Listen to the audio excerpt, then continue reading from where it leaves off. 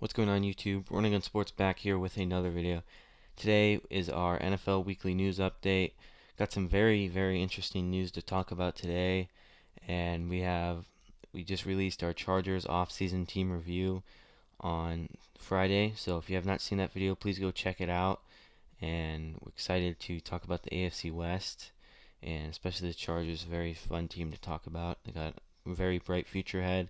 Justin Herbert, new head coach, but will mix well is the question, and I think we'll see whether it does or not. And you can listen to our opinions on the Chargers' future in our latest video that we just released.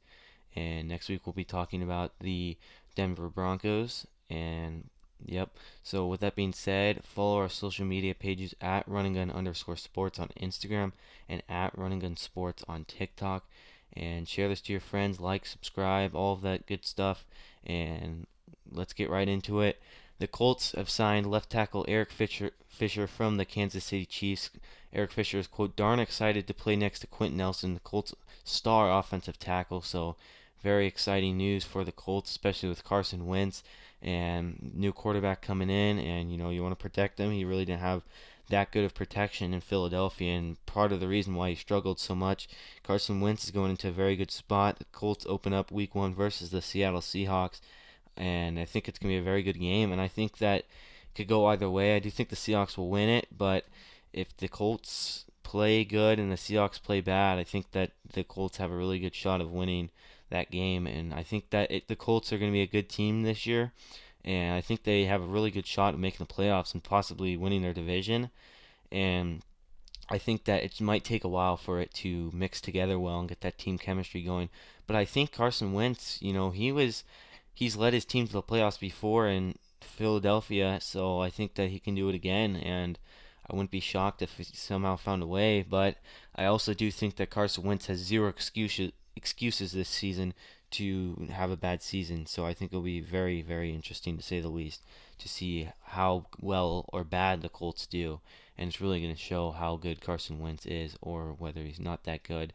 Eric Fisher currently right now is dealing with a torn Achilles, and he will not put a timetable on his return. So we'll see whether Eric Fisher will return by week 1 or whether he'll come back later in the season. Former 2-time BCS National Champion, 2-time SEC Champion, 2-time SEC Player of the Year, 2-time Maxwell Award winner, and 2007 Heisman Trophy winner, and in my opinion the greatest college football quarterback of all time, Tim Tebow, has been signed by the Jacksonville Jaguars as a tight end. And this is just so bizarre, and all things point towards that. Urban Meyer is the new head coach of the Jacksonville Jaguars. Tim Tebow played under Urban Meyer in his college career with the Florida Gators. So if Urban Meyer is not the head coach of of the Jacksonville Jaguars, he's not on that team, and that's pretty obvious. Tim Tebow, I think, is a very good athlete. Didn't pan out very well in the NFL. Spent 4 years as a quarterback, 2 years with the Broncos, 1 year with the Jets, and then 1 year with the Patriots practice squad, and 1 year with the Eagles practice squad. Played in some preseason games with the Eagles, but just an all-around interesting move for sure. And the Jaguars are really a new team and new identity, and with Trevor Lawrence coming in, a new head coach coming in, it's going to be exciting to see what happens. And I think that if the Jaguars don't perform well, it's all going to come down to the coaching. And Urban Meyer coming in is, in the NFL and college is a lot different. You don't get to go out and recruit the guys you want in the NFL as much as you do in college, where Urban Meyer was really, he takes all the credit in the world, as he should, for signing Tim Tebow to the Florida Gators. He was really close to signing with Alabama, and man, that would have been really bizarre to see Tim Tebow with the Alabama Crimson Tide.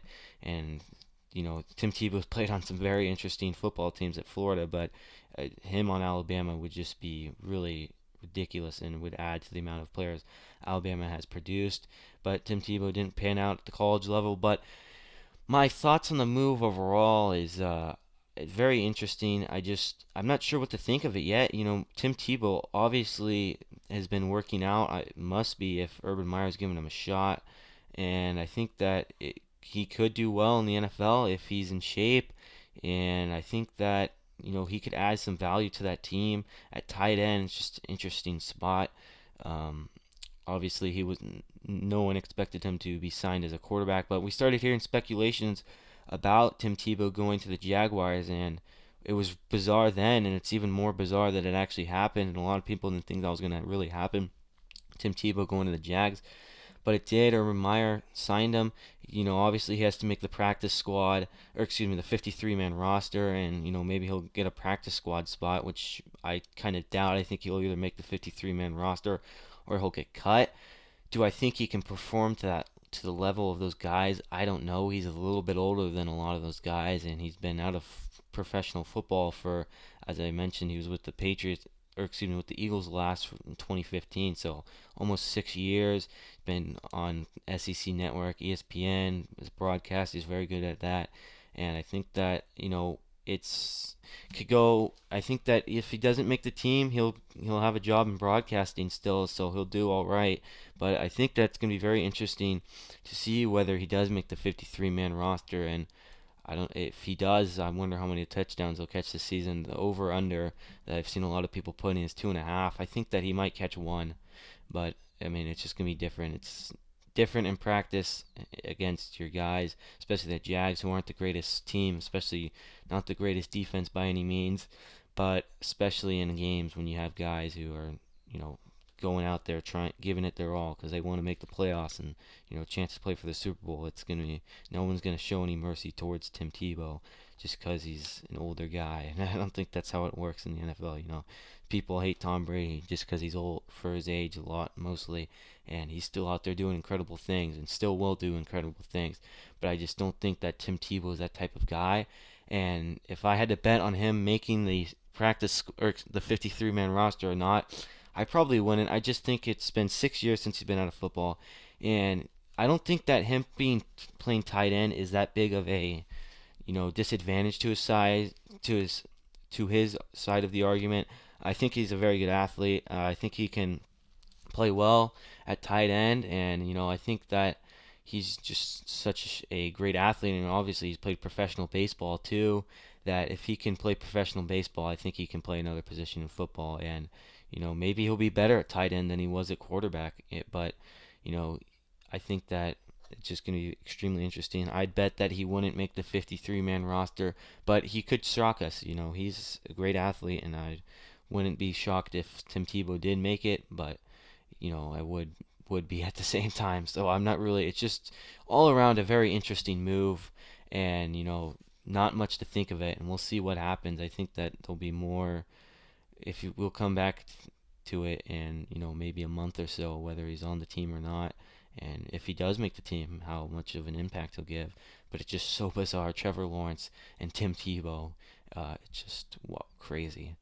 Moving on now, the Packers have signed former Jags and Rams quarterback Blake Bortles. Blake Bortles was most recently playing for the Los Angeles Rams, and then obviously he was on the Jags, led the Jags to an AFC Championship. One of those teams that was really forgotten that year, just play short of making the playoffs or making the AFC Championship. Excuse me, making the Super Bowl versus the Patriots, but Jalen Ramsey was on the team at the time. A lot of things have changed. The Jags, we just mentioned, were the worst team in the NFL, and they had the worst record. Only won one game last year. They went 1-0, and then they lost all the rest of their games, which is pretty sad. But it's the coaching. Obviously, fired Doug Marrone. Doug Marrone now the offensive line coach at Alabama, so that should be interesting. And Nick Saban's acquired two head coaches that have been fired in the last year for their offensive line coach Doug Marrone, offensive coordinator is Bill O'Brien. So it's just very interesting, and we'll see how they do at the college level. Maybe they'll do well. And, Nick Saban's not a dummy. I think that he knows what he's doing, and a lot of people will probably question Bill O'Brien, but I think really Bill O'Brien was fired because he had too much power on the team as the GM and the head coach. That's just way too much power for one person to hold over a team, and it's just not good. And he made some bad decisions, and I think that he deserved to be fired. But I think that it wasn't because of his football IQ or lack thereof. I think that he wasn't what they needed and held too much power and was using it too much to not make great decisions, especially with the DeAndre Hopkins trade was a very bad move. But I think that Nick Saban will, if it goes bad, I think that he will have guys in there that can call plays if Bill O'Brien, doesn't do well. But we saw this year, Alabama, Pete Golding did not have a very good, you know, you call it a year, really. Some questionable play calls. Thought that maybe Charlie Strong, who was a defensive analyst, would you know, take over, but didn't. Nick Saban knows what he's doing and won a national championship with Pete Golding. But moving back to the Packers quarterback situation, they also acquired former backup Falcons quarterback Kurt Benkert, and 3 days after signing Blake Bortles. So just interesting, Aaron Rodgers, the whole the the disagreement in the front office, whatever you want to call it, call it many things, but I think that really it's just interesting to see whether Aaron Rodgers will be on the Packers next year. He said it's either the general manager or him, and maybe we'll see that general manager get fired. I think that if you're the Green Bay Packers and your quarterback just won MVP, I think you have no choice but to fire your general manager. Do what he says.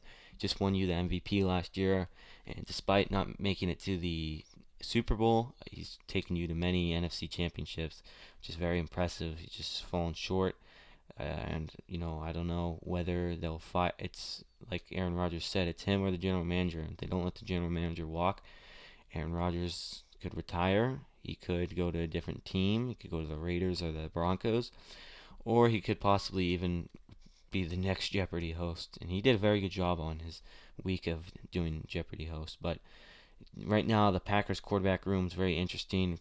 If you're a Packers fan, it's holding your breath until some news comes out about Aaron Rodgers. But right now, obviously, Aaron Rodgers is number one. Number two, you got Jordan Love, and then you have Blake Bortles and Kurt Benkert, 3 and 4.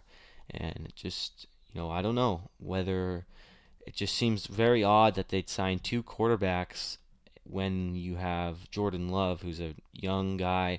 We haven't really seen him play at all in the NFL besides preseason games, and maybe there's something going on that we don't know, and that's why they're signing a backup for Jordan Love. Because if they lost Aaron Rodgers, it would be tragic to that team. I think Aaron Rodgers, I have a hard time imagining him playing somewhere else, but we'll see. But bringing in two new quarterbacks within a week is very suspicious and not a good sign for Packers fans, especially if you're a big fan of Aaron Rodgers.